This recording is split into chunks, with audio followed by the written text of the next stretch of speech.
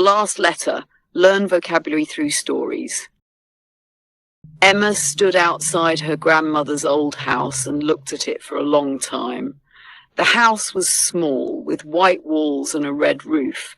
It had been empty for almost 10 years. Flowers still grew in the front garden, but the grass was tall and the windows were covered with dust. Emma took a deep breath before opening the wooden gate.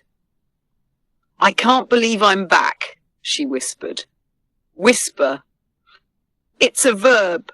Whisper means to speak very quietly so that only people close to you can hear.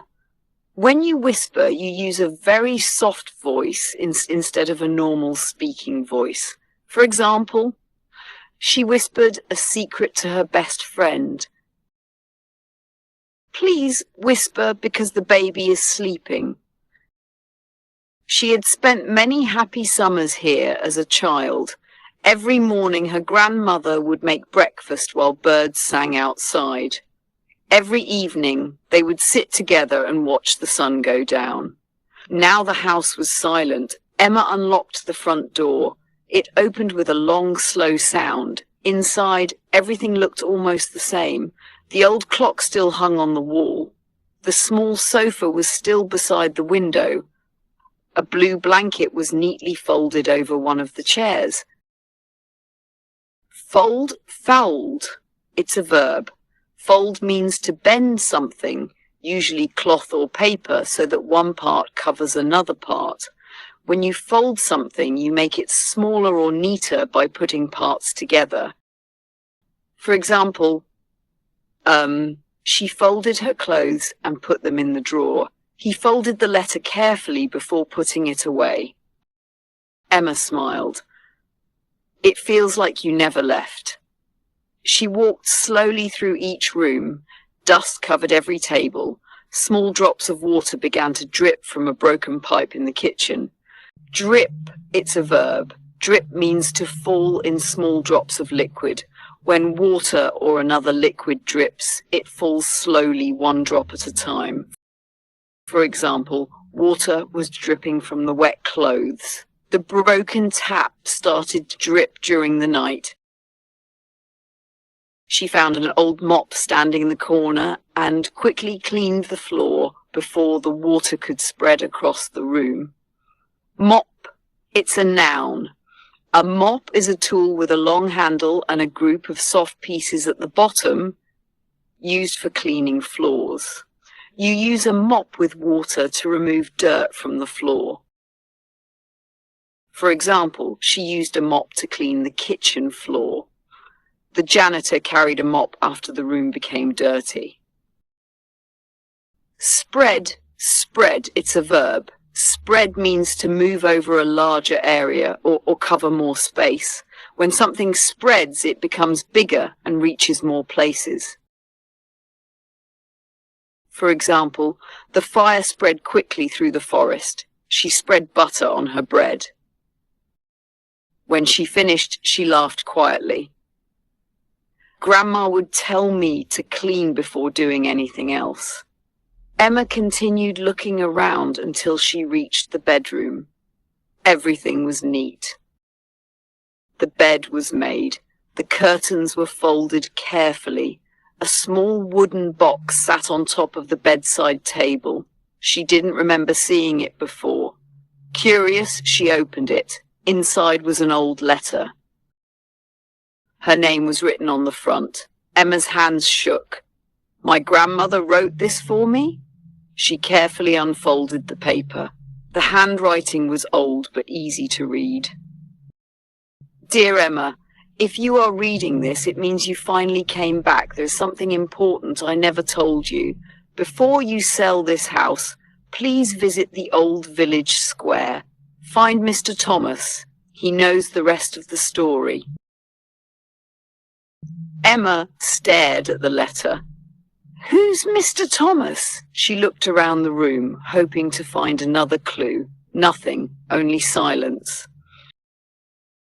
She folded the letter again and placed it safely inside her bag.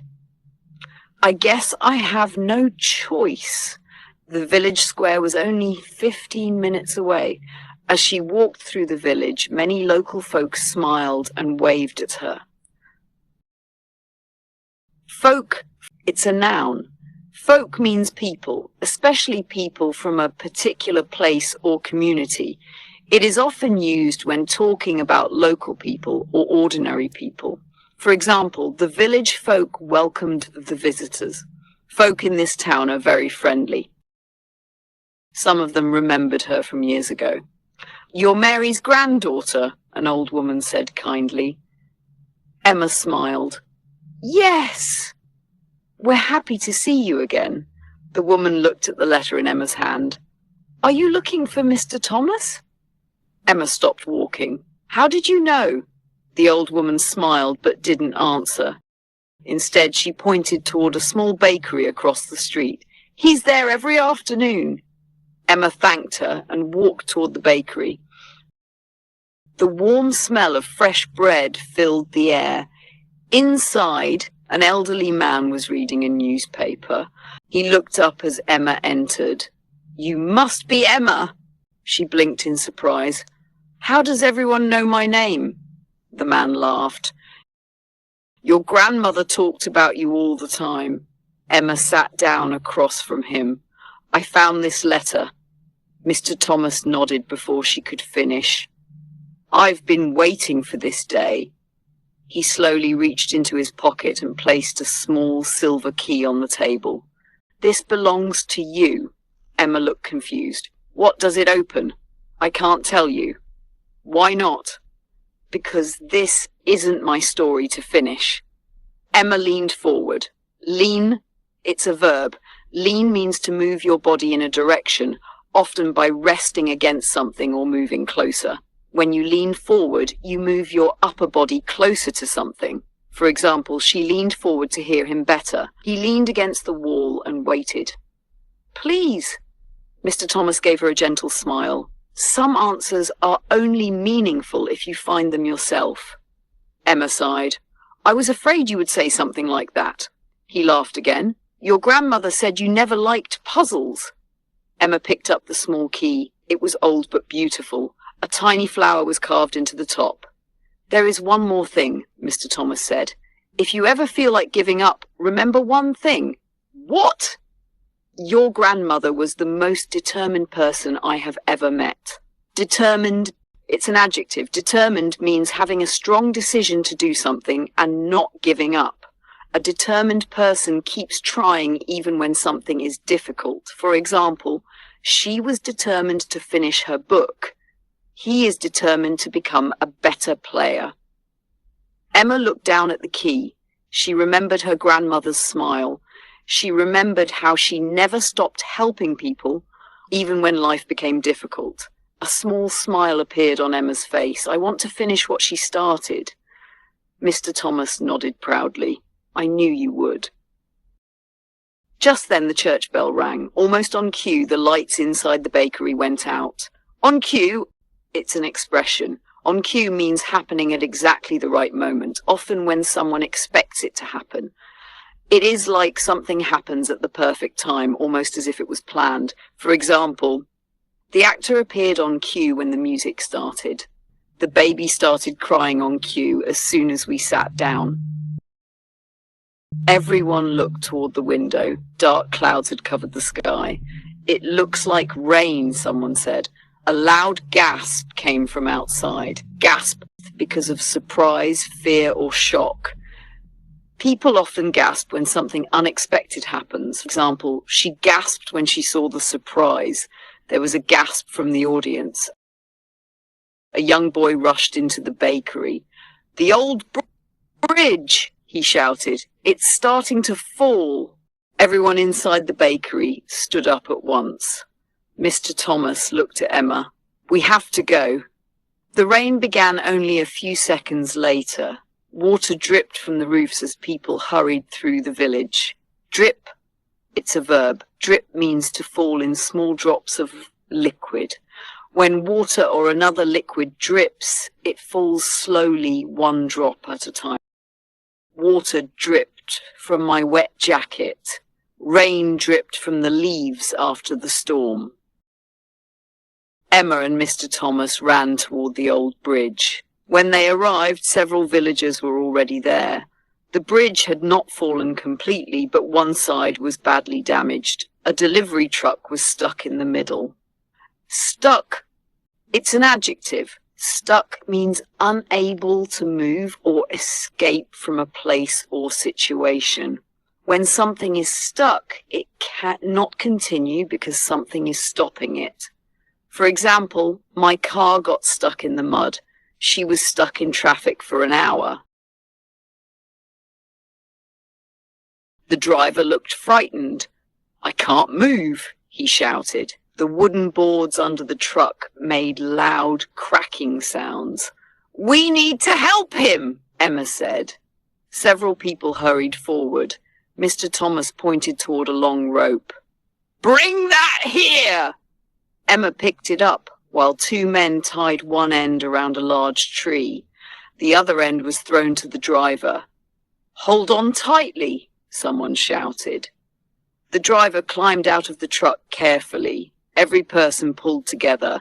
Little by little, the driver moved closer until he reached the ground safely. The crowd cheered. A second later, part of the bridge finally broke and fell into the river below. If we had been 1 minute later, the driver said quietly. He couldn't finish his sentence. That evening, the rain finally stopped. Mr. Thomas invited Emma into his small house. He placed a warm cup of tea on the table. You did well today, he said. I only helped. Sometimes that's enough. Emma smiled. She took the silver key out of her pocket. I still don't know what this opens. Mr. Thomas thought for a moment. I can tell you one thing.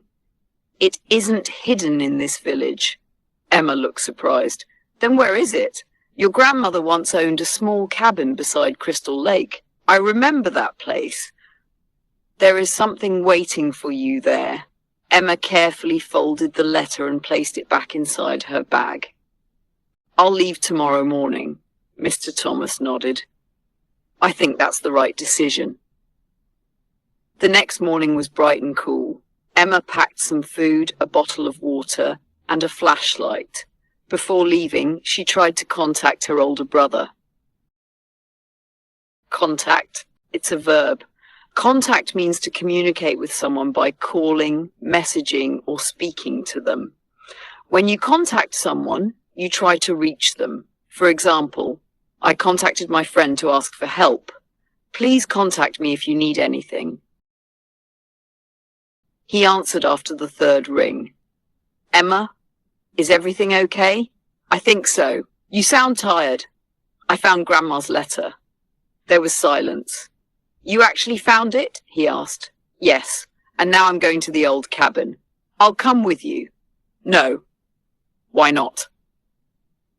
I think I need to do this myself. Her brother was quiet for a moment. All right, if anything happens, call me. I will. The walk to Crystal Lake took almost 3 hours. The sun became hotter with every step. Soon Emma felt parched. Parch. It's a verb. Parch means to become very dry, especially because of heat. When something is parched, it needs water because it has become extremely dry. For example, the hot sun parched the ground. After the long walk, she felt parched. She finished the last of her water. My throat is so dry, she said. She tried to swallow, but even that felt difficult. Swallow. It's a verb. Swallow means to make food or liquid go from your mouth down into your stomach. You swallow when you eat or drink. For example, she swallowed a glass of water quickly. It was hard to swallow because her throat was dry. Not far ahead, she heard running water. A small stream crossed the path. She knelt beside it, washed her hands, and filled her bottle. The cool water felt like a balm after walking under the hot sun. Balm. it's a noun. Balm means something that gives comfort, relief, or makes pain feel better. It can be a cream for the skin, or it can describe anything that makes you feel better. For example, this cream is a balm for dry skin. Her kind words were a balm after a difficult day. I needed that, she said with a smile. By the afternoon, she finally reached the cabin. It looked older than she remembered. Green plants had spread across the walls. Several wooden boards leaned against the front door. She carefully moved them aside. The silver key fit perfectly into the old lock. Click. The door slowly opened. The cabin was quiet. Dust floated through the sunlight. Emma looked around. There was only one room, a small table, a chair, a fireplace. Nothing else. She frowned. That's it? For a moment, she thought the journey had ended in defeat. Defeat, it's a noun. Defeat means failure or losing after trying to achieve something. When you experience defeat, you do not get the result you wanted. For example, the team accepted their defeat and tried again. She refused to let defeat stop her.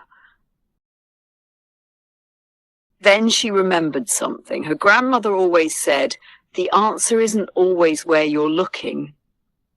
Emma looked around again, this time more carefully. She leaned beside the fireplace. Something looked different. One stone wasn't in a straight line like the others. She reached out and touched it. The stone moved. Behind it was a small wooden box. Emma smiled. "I found it." Emma carefully lifted the wooden box out of the wall. It was small, but it felt heavy. Her hands shook as she placed it on the table. For a moment, she simply looked at it. Then she slowly opened the lid. Inside were several old photographs, a small notebook, and another letter. Emma picked up the letter first. She unfolded it carefully. It was written in her grandmother's handwriting. "Dear Emma, if you have found this box, it means you never gave up. I always believed you would finish this journey. This box does not contain gold or anything expensive. It contains our family's memories. They are worth more than money. Please protect them and share them with the people you love. Love, Grandma." Emma smiled as she finished reading. She looked through the photographs. Some showed her grandmother as a young girl. Others showed family members Emma had never met. There were pictures of birthdays, holidays, and simple days spent together. Each one brought back warm memories. Next, she opened the notebook. Inside were stories from many years. Her grandmother had written about the village, the people who lived there, and the kind folk who had helped one another through difficult times. Emma smiled. "So this is why everyone knew you." She spent nearly an hour reading. Outside, the afternoon sun slowly moved across the sky. When she finally stood up, she carefully folded the letters and placed everything back inside the box. She knew exactly what she wanted to do. She would keep every photo and every story safe. She would also make copies so the memories could be shared with the whole family. As she walked outside, she saw Mr. Thomas waiting near the path. He smiled. "I had a feeling you'd find it." Emma walked over to him. "It wasn't treasure." "No," he replied. "It was something much better." Emma nodded. "I understand now."